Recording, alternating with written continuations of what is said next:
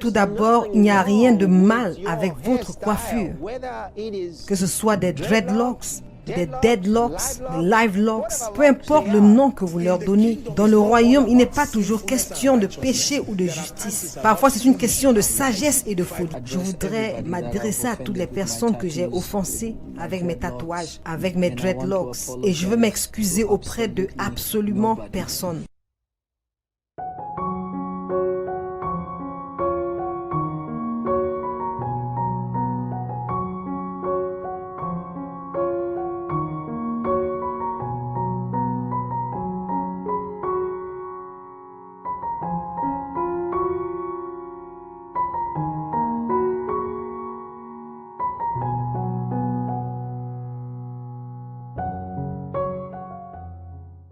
Alors, dans cette vidéo, nous allons examiner la question des dreadlocks. Cette coiffure urbaine n'était pas vraiment une grande préoccupation jusqu'à ce que nous commencions à voir une certaine tendance parmi certains prophètes émergents qui ont gagné beaucoup de popularité. Ce que cela signifie, c'est que les jeunes croyants grandiront en considérant cela comme quelque chose d'habituel pour les ministres de l'évangile d'avoir ce genre de coiffure. Alors, notre point focal dans cette vidéo est de découvrir la réalité et de connaître les implications qu'une telle coiffure peut avoir pour un ministre ou un croyant ordinaire. Parce qu'actuellement, de nombreuses personnes ne sont pas d'accord pour voir ce type de coiffure sur l'autel. Il y a beaucoup de critiques à ce sujet. Mais avant de commencer, écoutons ce prophète appelé Lovely Elias, qui a répondu à tous ceux qui le critiquaient, ainsi que ses collègues pasteurs qui ont soit des dreadlocks, soit des tatouages sur leur corps. Je voudrais m'adresser à tous ceux que j'ai offensés avec mes tatouages, avec mes dreadlocks. Et je ne veux m'excuser absolument auprès de personne. Beaucoup d'entre vous aiment citer les Écritures hors contexte pour justifier vos croyances religieuses. Et cela ne fonctionnera pas avec moi. Vous voyez, je n'ai pas été choisi par les hommes. Donc ce que vous pensez de moi n'a pas d'importance. Tant que je plais à Jésus, vous ne comptez pas vraiment pour moi. Alors les gars, arrêtons cette absurdité de citer les Écritures hors contexte. Certains d'entre vous ne le savent même pas. Si marquer son corps était si mauvais, alors le fait que Jésus avait des marques de clous sur ses mains faisait de lui un pécheur. Si marquer son corps est mauvais, pourquoi Dieu avait-il marqué Caïn en mettant une marque sur son front? Est-ce que vous savez que quand vous arriverez au ciel, Dieu va en réalité vous tatouer? Il dit qu'il va écrire son nom sur votre front. Vous savez comment le diable veut faire 666? Il veut copier ce que Dieu va faire. Alors encore une fois, les chrétiens doivent mûrir. Beaucoup d'entre vous qui prétendent ou alors qui condamnent et jugent les gens. Oh mon Dieu! On peut littéralement voir une grande adhésion aux dreadlocks et même aux tatouages. Pour apporter un peu de lumière à ce sujet, écoutons maintenant l'apôtre Emmanuel Irene qui partage quelque chose de vraiment perspicace au sujet des dreadlocks. Nous allons écouter rapidement avant d'écouter ce que l'apôtre Joshua Selman et le pasteur Chris Oyakhilome ont à dire à ce sujet. Vous devez comprendre l'impression que votre style, vos préférences de style ont sur votre image. Vous devez être intentionnel à ce sujet, parce que vous le vouliez ou non. Si vous choisissez simplement un style parce que vous l'aimez, vous devez comprendre qu'il y a des implications pour cela. Et à la fin de la journée, vous devez utiliser un style qui peut fonctionner dans la plupart des situations. Je sais que beaucoup de gens ne vont pas aimer cela. Parce que vous voulez utiliser des dreadlocks et tout cela. Peut-être que ce n'est juste pas ma préférence de style. Mais je comprends. J'ai vu des gens qui ont vraiment de beaux dreadlocks. Mais en même temps, lorsque vous allez porter un costume, ne choisissez pas simplement une coiffure comme si vous alliez porter des jeans tous les jours de votre vie. C'est juste ce que je pense. Mais c'est à vous de voir. Et bien sûr, comme c'est le domaine de la foi, vous devez vous assurer qu'il y ait au moins une certaine modestie. Je sais que la modestie est très relative, mais quel que soit ce que la modestie représente pour vous, et tout ce qui ne va pas à l'encontre de votre conviction, vous pouvez faire avec cela. Je vous dis simplement d'être intentionnel. Je veux dire intentionnel à propos de vos cheveux. Il y a des points importants que l'apôtre a soulignés. Il a clairement expliqué que nous devons être intentionnels quant à l'impression que notre coiffure a sur notre apparence générale. Deuxièmement, il conseille de choisir un style qui va communiquer facilement une apparence modeste. Là, c'est ce que nous devons comprendre. Avant d'entendre ce que l'apôtre Joshua Selman a dit, écoutons rapidement le pasteur Chris alors qu'il donne une explication approfondie à ce sujet. Tout d'abord, il n'y a rien de mal avec votre coiffure, que ce soit des dreadlocks, deadlocks, live locks, peu importe le nom que vous leur donnez. Il n'y a rien de mal avec vos locks. La Bible nous parle de certains hommes qui avaient de longs cheveux et de toutes sortes de choses dans la Bible. Mais quelle est la limite de la longueur? Maintenant, ce qui est important, c'est ceci. Vous devez toujours être décent, ok? Vous devez toujours communiquer avec ceux dans votre entourage. D'accord? Si par exemple, vous aviez des dreadlocks avant d'être né de nouveau, imaginez-vous qu'avec vos dreadlocks, Jésus vous a sauvé. Comment êtes-vous né de nouveau avec des dreadlocks? Ce qui signifie qu'il n'a pas été rebuté par vos dreadlocks. Est-ce que vous comprenez? Donc, cela signifie que ce n'est pas le problème. Ce n'est pas le problème.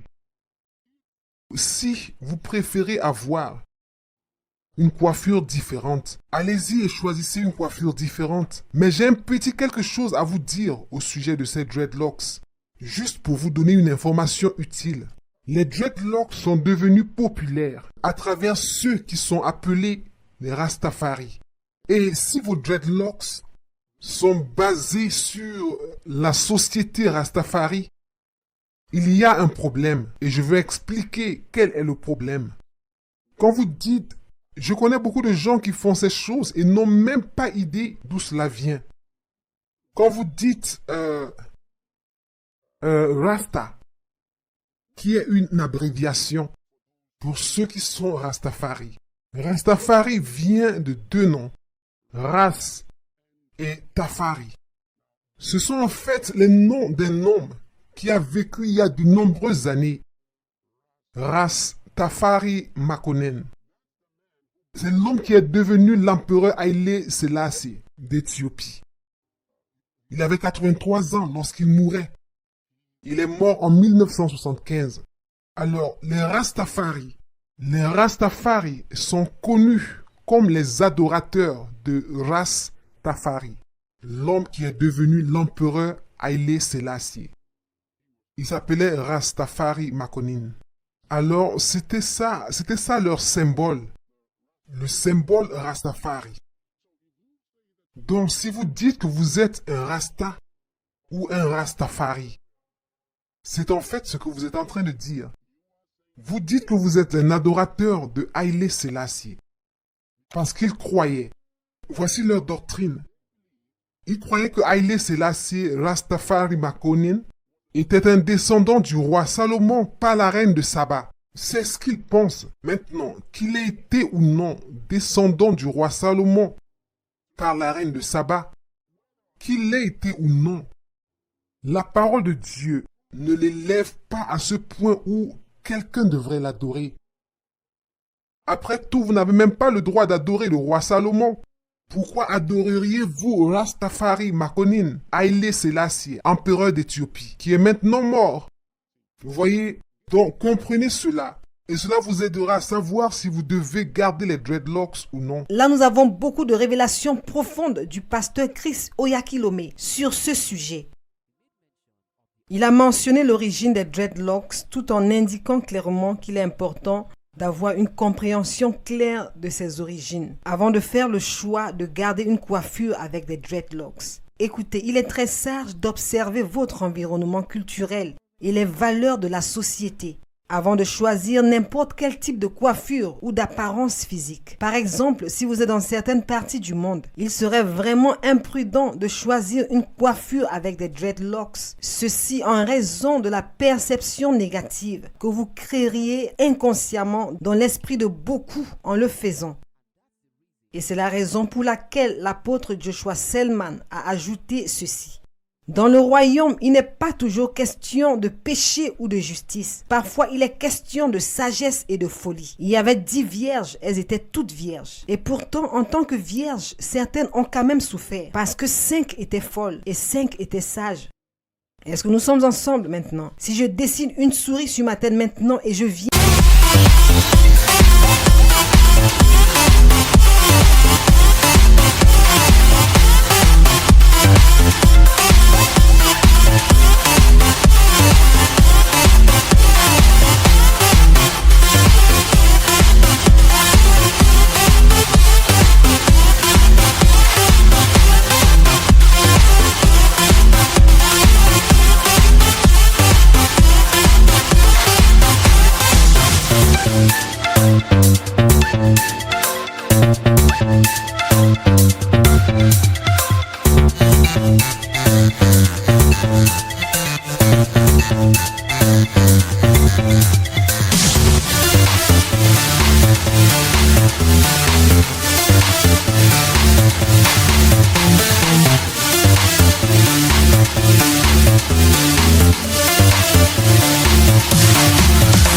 Prêcher et je dis c'est ma vie. Cela ne vous regarde pas. Comment allez-vous croire si je prie pour vous?